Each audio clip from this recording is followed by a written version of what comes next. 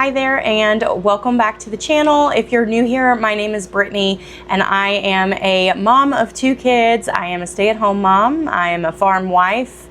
I'm a homesteader and I'm a homeschooler, and I like sharing parts of that life with you guys here on YouTube. And in today's video, we're going to discuss some of the curriculum picks and a few changes that we're making to how we homeschool. So like I said, I'm a mom of 2. My oldest is 6 going on 7 and my youngest is 18 months old. So really, I'm only homeschooling 1 right now, and we are getting ready to enter our 2nd year of homeschooling. He will be entering 1st grade. And we finished kindergarten last year, and we learned a lot in that 1st year of homeschooling. And one of the biggest things we learned is that we like structure and we like routine and schedule. So I've changed a few things about how we homeschool. I've set up a designated space for homeschooling, which I just posted that video. I'll go ahead and link it at the end of this one for you. But we've set up this room to be our homeschool room so that we know when we're in here, we're focused on school. And then we changed. Last year, I kind of just did homeschool whenever we felt like it, and that just didn't work for us. But now I kept track of all my hours, and I did, multiple days a week. We ended up between 3 and 4 days a week with school last year. But when I say we did it whenever we wanted, it was like, well, we woke up and we didn't feel like doing it this morning, so we did it in the afternoon. Or today we did it in the morning, and the back and forth was hard for me to manage, and it was hard for my son to understand, okay, am I expected to do school this morning? What are we doing? So I learned that both of us really like the routine, and so now we are switching for 1st grade, and we are doing it every morning from 9 a.m. to noon is kind of the estimated time frame on when I'd like to do that. We are starting every day at 9, and I'd like to finish by noon. Sometimes it might take just a little bit longer than that. But we are also going to keep a 4-day week. Technically, it'll be 5 days. On Tuesdays, he'll be going to a co-op that we joined. So he'll be able to take care of some of his classes like music and art and PE and science. That's primarily what they focus on at the co-op, and so he'll get to do a lot of science experiments and music classes and things like that that maybe we aren't able to do as well in the home setting.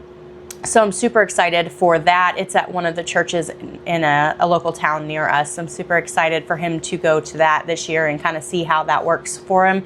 He really loved VBS this summer and last summer, so I think he's going to really enjoy it. I want to talk a little bit about the curriculum we chose. Last year we did Gather Round Ready to Read, and it was good.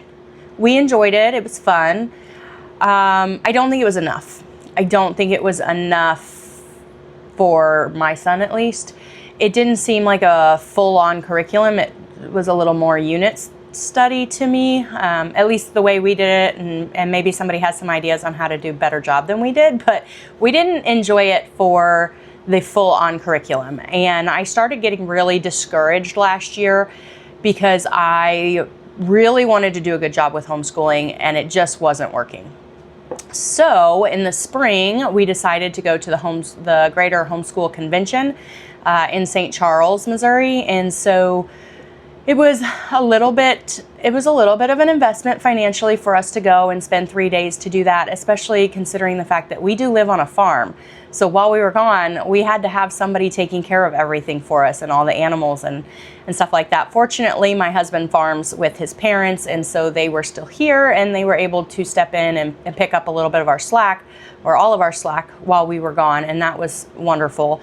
But I say that to say it was a big deal for us to give up 3 days of work to go to this thing, but I really wanted to learn. I wanted to thumb through some different curriculums. It's one thing to look at curriculums online, but to actually be able to physically hold it and look through it. Before we went to this convention, I had made myself a list of, 5 or 10 curriculums that I wanted to choose from. And I ended up choosing one of the curriculums from that list, but it was not in the top 3. The ones that I had in the top 3, once I physically got my hands on them, I didn't like it. Either I thought they were too advanced or too strict or not strict enough or just lacking in some areas, and I just did not like them. So the one I picked, I might not have picked had we not gone to this conference. But the other thing that I really liked about the conference, and we took both of our kids with us, Miles really enjoyed getting to see other homeschooling kids, and he enjoyed some of the sessions that we sat in as well. But I really enjoyed listening to some of the different speakers, and it gave me a lot of encouragement and ideas on some things to change. And so I came home and I did a lot of research, and I bought the curriculum, and I organized things, and I got our homeschool room set up, and I have just put a ton of work in this summer to make sure that we go into first grade feeling refreshed and ready to try something different. And we've already started implementing it with our summer work, and it is working so much better. And my son is enjoying it a lot more, and I'm enjoying it a lot more. So I'm really excited about this first grade year, and I wanted to share some of the curriculum that we chose to do and some of those changes that we chose to make. So go ahead and get yourself a cup of coffee. I've got mine right here. We're just gonna chat. We're gonna go through things. It's probably gonna be a longer video, but I just am really excited to share all of this with you. And a quick disclaimer, I said this in my last video too, but I really don't wanna be another video out there that is just encouraging you to spend all your money or to go broke or to overconsume. We did spend money on this curriculum, and a lot of it, I have free resources. I utilize the library. I'm very frugal with other things. But with the curriculum, we did spend some money. I want to encourage you to do what's right for your family and your budget. And just because I'm doing it doesn't mean that you have to. And there's a lot of other people that spend significantly more than I do on homeschooling. So maybe this will give you some tips on how to be a little bit more frugal.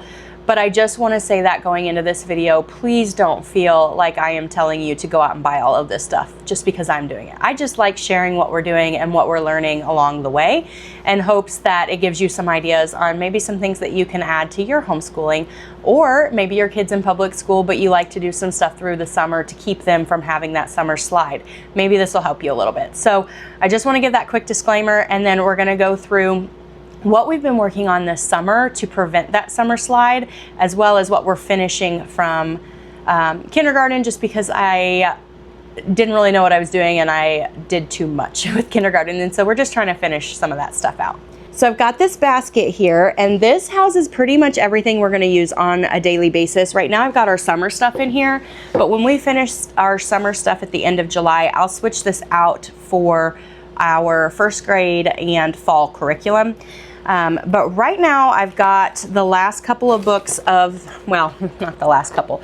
We had a couple lessons left in level 2, and then I have back here level 3 and level 4 of the ready to read curriculum. Like I said, we stopped using this as a primary curriculum for kindergarten because it just felt more unit based to me, and it was a little too scattered for us to be the full curriculum. And so I printed off a bunch of free resources, and we ended up using those through most of the kindergarten year.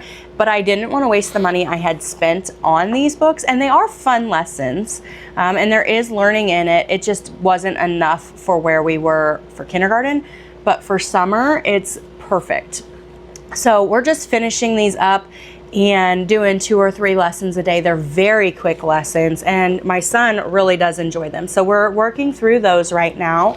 And then in addition to that, we are also finishing mathematical reasoning. This is one of the books that we did for kindergarten. My son loves this. He's a little bit past this book now. He's gotten so good at math, but I just really want to finish this. We have like 10 pages left. So we're going to finish it probably this coming week, and then I'll be able to file this away with his kindergarten stuff. But we just kind of started at the beginning of the year and worked our way through a couple pages at a time. And like I said, we have like 10 pages left. But we really enjoyed this book. This is level A. I may look for level B, or I don't know if it comes in a level C, but I may look for a little bit more advanced one. We'll have to see, because I did get a math book with our curriculum for this year. So if I need to fill in the gaps, I might look for another one of these, because he really enjoyed it. But we're working through that. And then we're also working through Hooked on Phonics. So teaching your kid to read is not always the easiest thing. And I bought at the beginning of the year, it's called How to Teach Your Kid to Read in 100 Easy Lessons. And the reason I bought it was because so many homeschool moms on YouTube were raving about it. And so I was influenced and I bought it and I thought, oh, this is going to be great. I'll teach them to read in 100 quick lessons. And it didn't work. I'm not saying it won't work for anybody, but for us, it did not work. It did not work for my teaching style. It did not work for my son's learning style. It's black and white pages. There's nothing fun about it. And we hated it. And so I tried that really hard. I stuck with it for the whole first semester. And every day it was a fight with my son to get him to want to read. He hated it. He didn't want me reading aloud to him because he just was so frustrated with the entire process. So I scrapped it and we took a couple of months off and I ordered Hooked on Phonics. And I ordered it because it worked for me as a kid and I was reading before kindergarten, and I highly attribute that to the fact that my mom used Hooked on Phonics with me. And also I was just one of those kids that was really interested in reading early on, so that helped. But as soon as we made this switch, it was like night and day. And I wish I would have made the switch sooner. So if something is not working for you or your family, switch. It does not mean you failed. You do not have to finish it. Maybe you spent money on it, maybe you didn't. But if it's not working and it's causing misery, it's not fun, it's just miserable, just stop doing it and switch. So we switched. We are now on steps 13 and 14. And how we do this, we work through it just a couple of pages at a time, and it teaches word families and letter sounds and putting consonant blends together and things like that. And then at the end of each little lesson, there is a little short story that your kid gets to read. And once they've mastered it, it comes with little star stickers that your kid can put at the top. And so we've mastered this one and we've moved on.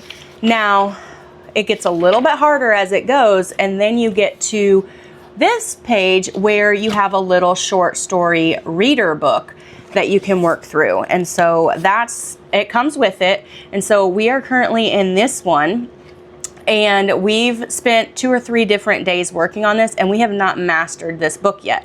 So he has not got to put a sticker up here. But once he's mastered it and can read this entire book to me, we'll put a sticker and we'll move on. And he loves this. He loves the stickers. He loves the bright colors. He loves the fun stories. He loves that using the sounds and consonant blends makes sense to him. The way that it was being taught in the Teach Your Kid to Read in 100 Easy Lessons did not make sense to him. And so it just didn't work. But this clicks with him. And so we are going to continue using Hooked on Phonics through our school year, even though our curriculum did come with a reading and phonics lesson book. We're going to continue to supplement with Hooked on Phonics. So in this basket, I have our activity level, our level activity book, and then I also have all of the little short story books that go with the level that we're currently on. And we just work through, we spend about a half an hour on phonics every day, and we get as far as we get, and then I don't push it any further than that. And we review each day for like the first 5 minutes of our lesson, and then the last 20 to 25 minutes we're learning new. So we have that. And then of course I have my planner, and I switched to a slightly different setup than I had last year. Very similar planner, except for how the months are set up the same, but the days of the week are set up differently. And so I really like this because the days of the week go across the top, and then you have different class or subjects that you have here. And so every day I just come in and I write down what we have gotten done. I do not plan ahead. I don't fill out my whole planner a week ahead and say, okay, those are the lessons we're going to get through. I don't do it that way. I just start out. I'll show you this upcoming week. So, well, I'll show you the next one because I started writing some appointments that you don't need the information for. But this is a blank week, and I will just start out on Monday. I'll write my subjects down here, and then on Monday I'll write how much we got done in each of those subjects, and then at the top I record our hours. Missouri is not a state that requires a certain number of days for homeschooling, but we do require a certain number of hours. We have to have 1,000 total hours at the end of the year, and 600 of those hours have to be in core subjects: math, language arts, science, that kind of thing. And the other 400 can come from whatever else. So music, PE, art, whatever you have chosen for your supplemental subjects. So I keep track of all of that in here. And then at the end of the year, I just put this entire planner in his box with his sample work. And that's how I keep record. It's not like there's homeschool police that are going to show up at my door and demand to look through that, but I am required to keep records. So I have that ready to go. And then in addition to that, I have our reading log for the year. I just got this on Teachers Pay Teachers. It's free. I go to teacherspayteachers.com, and at the top I type in, they allow you to like narrow down your search, and so I put his grade level, and then I put free resource, and then I search for whatever I'm looking for, and I searched for a reading log, and this one was free. I printed it out, and my son will be able to color this if he wants, and then we are just keeping track of the books that we have completed and like a rating on them, and then I'll sign off on it.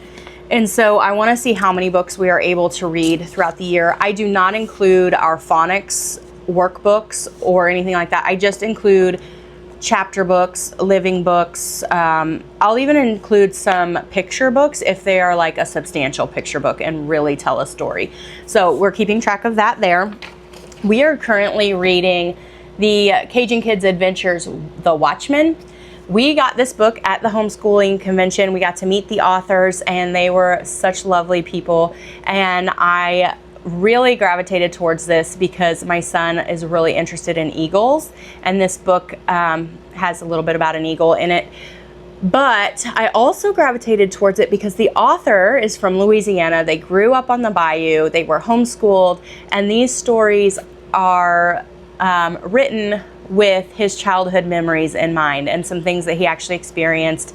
And so I just thought it would be really fun. We traveled this summer down to the Mississippi coast, and we went to Louisiana. And so it was just really kind of cool to be reading about some of the area that we were driving through, and to be able to point that out to my son and show him the places that this book was talking about. So we are just about done with it. We read a chapter a day when we can, when he can pay attention. And so we took a break during the month of June because we were traveling and then coming back home and getting caught up. So we're trying to finish this up, and then we'll add that to the reading log. But I keep that here in this basket as well.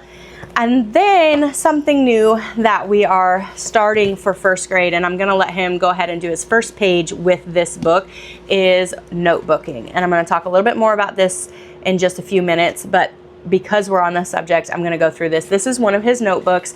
This notebook is for all of his book reports. And my plan is for every book we finish, I will write the title of the book. So I have Cajun Kids Adventures, The Watchmen. And then he is going to illustrate a picture that reminds him of the book after we finish it. And so he can either look at the copy, he can either look at the cover of the book and try to replicate that, or he can just remember the stories that we read and try to make his own picture.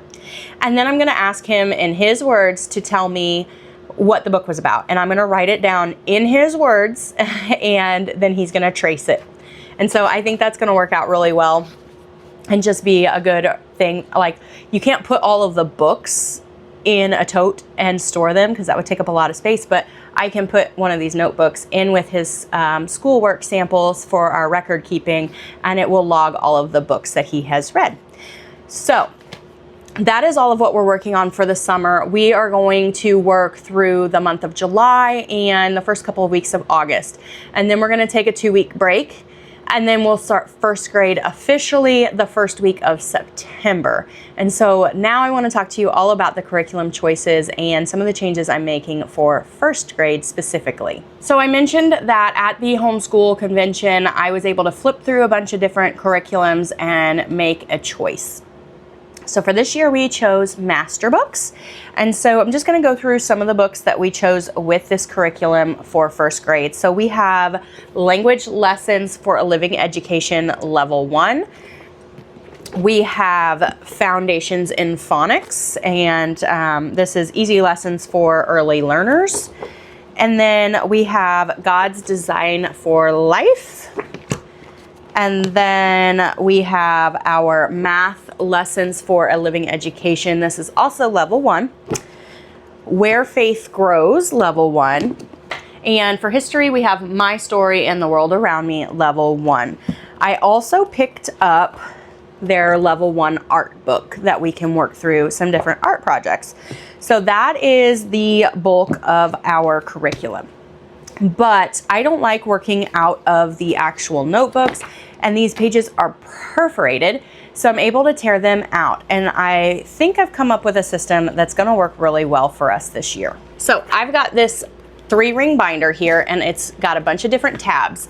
But at the very front, I made this, like I said, Missouri requires that you keep a record of the hours that you have attended. And so I just have a little Post-it note here with the Missouri requirements just to remind me. And then I have this tracker, and I'm keeping track of what we're working on this summer.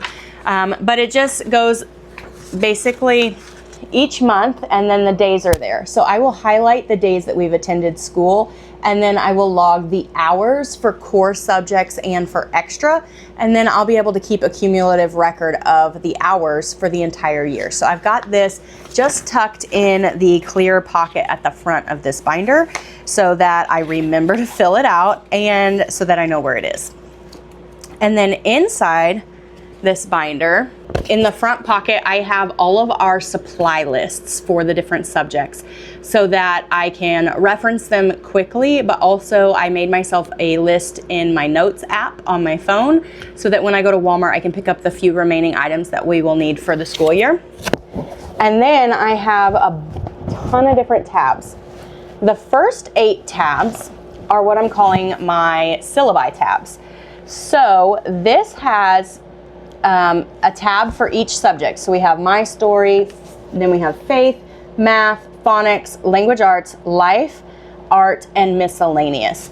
And in each of these tabs, it has the recommended schedule that came with the curriculum itself. And so I'm just going to put the date that we finish each of those, and that will be wonderful to add to our record keeping as well. And so behind those first 8 tabs that have all of those syllabi in them, but I have more tabs. So like I said, I don't like to work out of the workbooks. I like to rip the page out and have them flat on the table so that we can work on them. And we're on a 4-day week because on Tuesdays every week he goes to co-op. So I don't have to do anything at home on Tuesdays. But I have these tabs set up: week 1, day 1, week 1, day 2, week 1, day 3, week 1, day 4, week 2, day 1, week 2, day 2, and it goes on like that for 4 weeks. I have 1 month worth of lessons in here. And so I know, okay, today's the very first day of school, so it's week 1, day 1. I'm going to take out this stack of worksheets. I basically took the lesson out of each one of the curriculum books that I will need to do for that day, and I put it in here. And I know this is what we have to get through, and then we can move on to some other things after that, but we have to get through this stack. This is a non-negotiable for the day, and it makes it real easy for me. And then when we finish that day, I will file these away, and I'll show you that really quick. I will file them away. So I got one of these little file folders, and I have a different hanging folder for each subject. And so when we get done with history for that day, I'll put it in here. When we get done with faith, I'll put it in that folder. And so this will keep all of our work samples. Anything that we have completed will go in here. This is for first semester, and I have another one for second semester. And then when each of these boxes is full at the end of first semester, I will put this in a storage tote. And at the end of second semester, I'll put the second semester one in that same storage tote so that all of first grade is kept together. So that's kind of my system for that. Going back to the binder. So when we finish the worksheets for each day, they'll go in our storage, and then this tab folder will be empty and it will move to the back of the book. And at the end of that day, after I've dismissed my son, he can go play, do whatever he needs to do, I will go back through the big curriculum books and rip out the next lesson to put in there. That way it's constantly rotating and I only have to do one day at a time. Now when I set this binder up, I had to do a full month of lessons and that took a while. But now we just finish a day and I refill it and put it at the back, and I will constantly have 1 month or 4 weeks worth of lessons on rotation. So I think that's gonna work really well. And then, like I said, those are the non-negotiables. Those are our core curriculum that we are needing to get done. And that may not take all of the time. And even if it does take all of the time, that puts us being done by noon. And there's still a full long day of entertaining your children while they're at home. And I do not want them just sitting in front of the television. I have been pushing really hard. In fact, about a year ago, I moved our TV out of our living room and it's upstairs. It's in mine and my husband's bedroom. And the reason we put it in there is because we're pretty much only in there when we go to sleep, but it's there if we wanted to like snuggle in bed and watch a movie as a family or something. But it's upstairs. It's not on the main floor. And we have no TV on the main floor anymore, and we haven't for about a year, and it has helped so much. I am a huge component for limited screen time and going outside, taking a walk in nature, go outside and do chores. We live on a farm. There's always work to do. So I just really don't want to raise children that sit around and watch TV all day. I don't think it's productive. I don't think it's healthy for anyone, children or adults. So instead of just putting them in front of the TV for the rest of the day while they're home, I really want to fill that time with either chores on the farm, especially during certain seasons like planting and harvest, or we can go on nature walks, or we can go to the library, or whatever we want to do. I mean, that's the whole reason that we homeschool, is to have the freedom of choice on how we spend our time. And so as I was researching this summer and last spring on different things that I wanted to implement and how I wanted to change our homeschool, I came across the Charlotte Mason method. And there is a lot of components of that method that I really like. And so I had purchased this book, and I'm actually just now getting to it and able to read through it, but I'm really enjoying it. And this is Home Education by Charlotte Mason, and it really kind of goes over a lot of her principles. If you're not familiar with her, I highly encourage you look into it, see if it's something that you might be interested in for your homeschool, or even just for how you're raising your children. But she's big on habits. She's big on learning from the world around you. And there's a lot of that really relates to me, because we do live on a farm. We have a lot of chores. I am a huge believer that childhood chores are mandatory. I think children that are raised with chores and responsibility and a sense of ownership in what they're doing, I think they make more successful adults. That's my belief. And so we're raising our kids with those beliefs in mind. They have chores. Even my 18-month-old, she helps unload the dishwasher every day. So I don't believe in like slave driving your children. I think they need time for play and imagination and things like that as well. But chores are not a bad thing. And that is a hill I am willing to die on. It is so important that your kids do chores and understand responsibility and work. And so that really drew me into the Charlotte Mason method. I don't think I'll ever be like a Charlotte Mason purist, but there's a lot of components of that method of teaching that I really like. And one of the biggest ones is that it's literature based. There is so much reading involved with Charlotte Mason education. And so I went on to Ambleside Online and I printed out their master book list. This goes, well, let me open it. So it goes through year 1. It's several pages, double-sided, and it goes all the way through year 11. So I will have this for a very long time.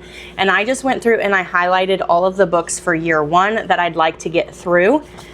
And I ordered a few of them because I couldn't find them in my library.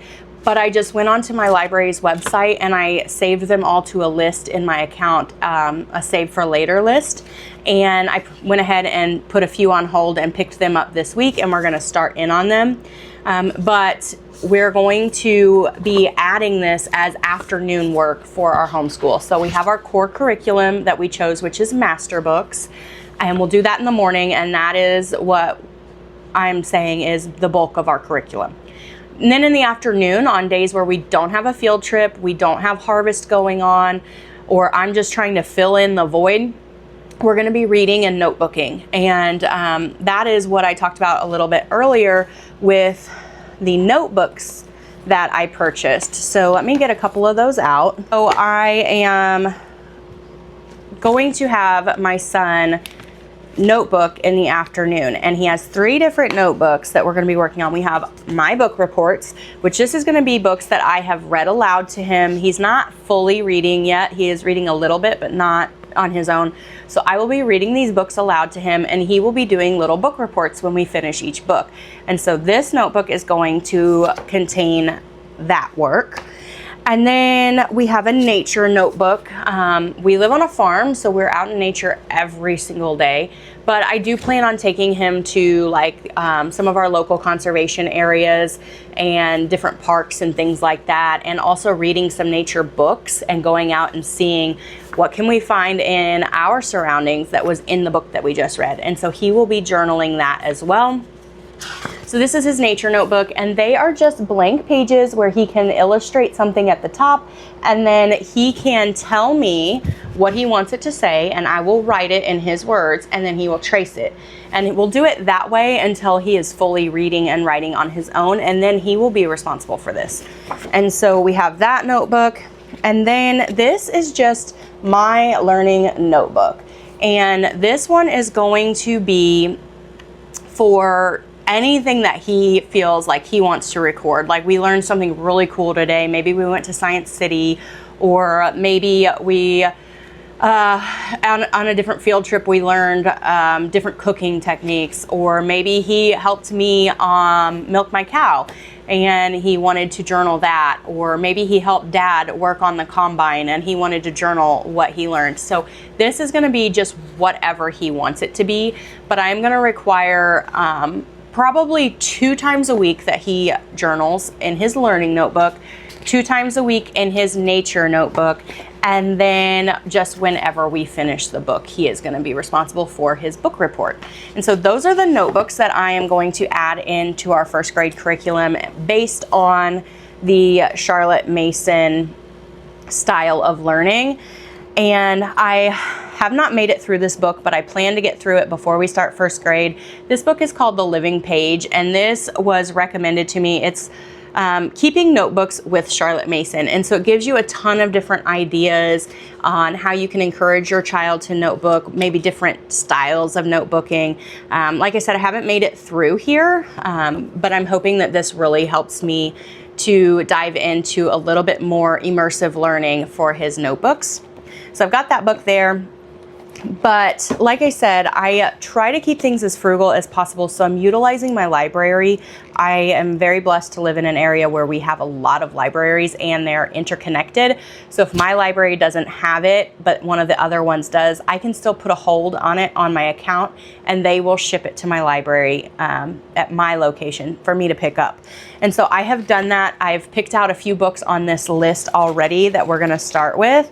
And my son and I just went this week to the library to pick those up. And while we're there, picking up the books that I've put on hold for him, I also let him pick out a couple of really fun books just so that he feels included, but also so that it kind of teaches him how to use the library and how to look for different books and how to take care of those books. And so we'll talk about the books that he chose as well. One of the books on that list was Pinocchio. And so when we finish the Cajun Kids Adventures, we're gonna dive into Pinocchio as our read aloud. And then when we finish that, we will do our book report on it. And then I will cross it off of this list and we will add it to our reading log, and this will go in with his work samples for our record keeping. And then a couple other books that were on that list that my library currently had. I have more by this author that are on hold, but the Delaire books. So this is Pocahontas and this is Buffalo Bill. And these we will be reading about as well, and I will have him journal. And I don't know, I'd like to kind of turn, at least Pocahontas, I'd like to turn into a unit study. And I don't know exactly how I'm going to do that yet, but I'm going to work on putting that together, and I will do another video to update you on how I put that together for him. And then the other one that I picked up that was on the Ambleside Online list was Aesop's Fables. And so I'll just read one or two of these fables to him a day, and then we will log them in my planner as far as that we've read them. And I probably won't put these, some of these picture books I probably won't put on the reading log. Some of the more substantial ones that are like about Pocahontas and Buffalo Bill, about true things or events in history or things like that, I probably will. But this will just be kind of more of a fun break. We'll take maybe 5 minutes before we start school. We'll read something really fun, and then we'll get into our lessons. So that was the last one that my library had that was on the list. I did purchase one because Amazon had a really good price. This was $5. So actually, I think it was less than $5. I think it was $3.99. It was on a sale. And so it is by Classic Living Book, and it's 50 Famous Stories Retold. And this is part of the Charlotte Mason education, and it is also on the Ambleside Online list. So we will be working through this one as well. Now, I told you I let my son pick out his own books, and one of the books he picked out was actually one that I have had my eye on Amazon for a while, but just didn't bite the bullet and purchase. And so I'm so glad my library had it. But this one is Mega Predators of the Past, and we have already read this. This is a really neat book, and I may have him add this one to his journal because it's not just a picture book. I mean, it is a picture book, but it's full of really interesting facts about all of these predators from the past, and then it gives you like how big they are. It gives you a picture of scale, and like one of them, it actually showed. So this is the scorpion, and this is actually the life size of that scorpion. It would have barely fit on this page of this book. And so it was just really fun to read through that. And it's written in a really kind of comical way. It's like a guy telling a story, but then he gets distracted, and it's just really an interesting read. We read this within about, I don't know, 5 or 6 minutes, and we'll probably read it again before we have to return it. So this is one that he picked out. And this one is The Wonders of Nature. This is part of a series by DK Books. I used to love DK Books when I was a kid. And so this has been on my Amazon wish list for a long time. There's several in this series, but these are just beautiful books. And so like this one is about the gum tree, and it shows really pretty illustrations, and then it tells you the history or a little bit of facts about that tree. And this one is the maple tree. And so it just goes through a bunch of different pieces of nature and gives you some facts. And I thought that would be fun for our nature journal, maybe on days that we can't get outside if it's storming or something. But also it was really interesting because one of the pages that he flipped through in the library when he chose this book, it had a mangrove tree, and we've been reading about mangrove trees in The Watchmen. And also, as part of our Gather Round curriculum, we had a couple of lessons on mangrove trees. So he was like, Mom, look, the trees that we've been learning about in homeschool are in this book too. And so he's starting to make those connections that school is life. We're learning about real life, and it's not just random stuff that mom is trying to force down your throat. And so I was really proud of him for picking this book because he was making those connections with what he's learning. And then it was also like a little bit of a pat myself on the back moment, because it's like, okay, he's listening to me, he is learning, and it is working. What we're doing and the changes we've made is working. So that's kind of my plan for first grade. We're going to use master books as our core curriculum, and then I'm supplementing with some Charlotte Mason inspired learning in the afternoon.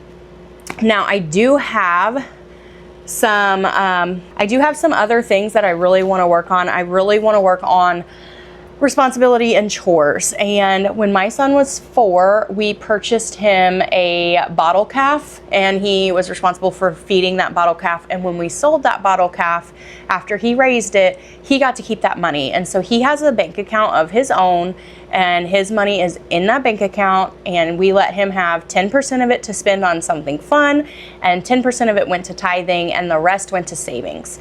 And so he is already learning the value of hard work, of saving your money, of taking care of your responsibilities first and putting money in savings and then having fun. And so he was able to spend a little bit of money on some toys when he sold that calf. And after he made that purchase, a few weeks later, he came to us and he was like, I really wish I would have just saved that money, because now it's gone and I don't really want these toys anymore. And so he's learning the responsibility of having your money and managing it wisely. And we want to continue that. We took a year off last year because, well, we took a little bit more than a year off because I was pregnant, and then we had Maggie, and Maggie was so small that I didn't want a bottle calf because I had enough on my plate. I had just bought a milk cow of my own, and I had a daughter that was very dependent on me those first few months of her life. And so I did not have the bandwidth to add that on. But I think this year we're going to get him another, either a bottle calf or maybe a lamb that he can raise and sell so that he can continue to save his money. And that money is going to be there for him. He does not have access to that account right now. But when he becomes an adult, that money will be there, and he can spend it on college, or he can spend it on his first car when he turns 16, or if he does not want to go to college and he maybe wants to start taking ownership and part of the farm, he'll have some money that he can invest maybe into his own equipment or whatever. It'll be there for him because he has worked hard and he has saved it. And so that will be a part of our curriculum as well. He is also responsible for feeding the dog and the cats every morning and making his bed and helping around the house some. And in addition to that, this year, I'm going to also start teaching him how to cook meals. He's going to be responsible for helping me with lunches. And I think that's important because he's going to have to, when he grows up, he's going to have to know how to feed himself, how to make a grocery list, how to budget for that grocery list. And so we're also adding that into this year. So it sounds like a lot, but it's really not. I mean, when you think about it, the core curriculum, we're going to be done by lunchtime, and then he's going to help me make lunch. So that's just part of our natural day anyways. We'll read aloud for maybe 30 minutes to an hour tops in the afternoon for the Charlotte Mason literature and then his notebooking. And then we'll explore. We'll go outside. We'll go on nature hikes. We'll go on field trips and do things like that. So I'm really looking forward to this year, and I'm already noticing, because we've started implementing this already with our summer work, I'm already noticing how much faster he's progressing because of the structure and because of the routine. So for us, that just works. And so that's what we're going to lean into. We're going to keep it structured, keep it routine, and have proper expectations put in place for me and for him. So I'm really looking forward to this year. I really appreciate you guys hanging out with me today while I talked through all this. I know it was a longer, chattier video, but we went through a lot. And if you have any questions, feel free to drop them in the comments. If you've been homeschooling for a long time, you have any tips or tricks or recommendations, feel free to leave those in the comments as well. Don't feel like this video is me telling you should do what I'm doing, because I am just in my second year of homeschooling. I'm figuring things out, figuring out what works for me, for my son, and just kind of going with it. But I'm enjoying sharing that process with you. And I've learned a lot from other videos that have done the same. So I'm not necessarily sitting here telling you what to do. So don't think I'm telling you that I've got this all figured out, because I don't.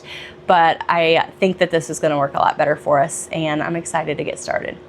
Thank you guys so much for hanging out with me today, and I'll catch you in the next video.